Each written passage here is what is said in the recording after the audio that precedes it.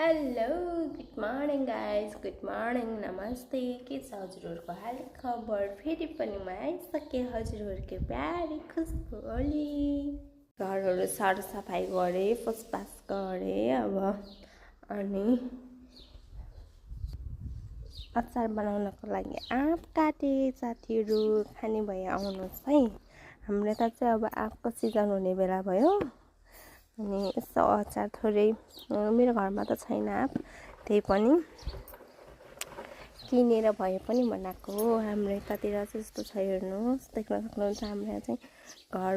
अनि आज घाम छ, त्यही पनि कति घरमा मात्रै बस्नु बोर भएर अनि जाऊँ न त भनेको।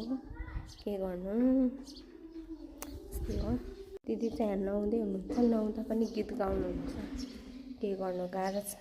अब त साथीहरू म पनि नुहाइधुवाइ गर्नु पऱ्यो। हेर्नु कस्तो छ यहाँको यो नयाँ घरमा सरेको नि त हामी। अनि सरेको यो माथि त्यो जम्मा गरेको पानीले नुहाएपछि त आमा कपालहरू मेरो कस्तो बिग्रिरहेको छ कि तातो पानी हुने रहेछ नि त त्यसमा राखेको त।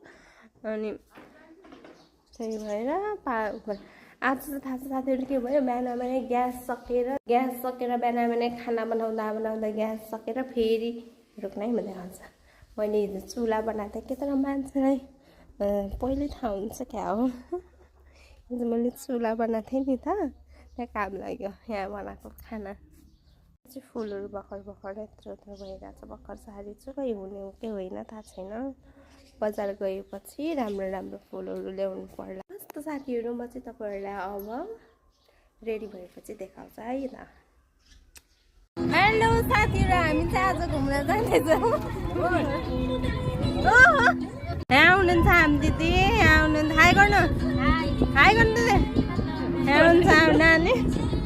हामी चाहिँ आज हाम्रै गाउँको रिजोर्टमा जाँदैछौँ, गएपछि देखाउँछु ल।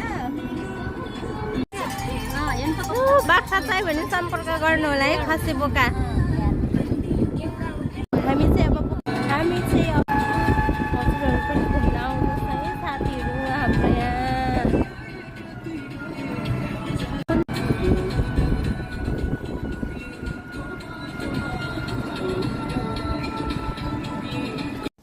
हेलो साथीहरू, हामी चाहिँ यहाँ गोबारपुर भन्ने ठाउँमा आइसकेका छौँ।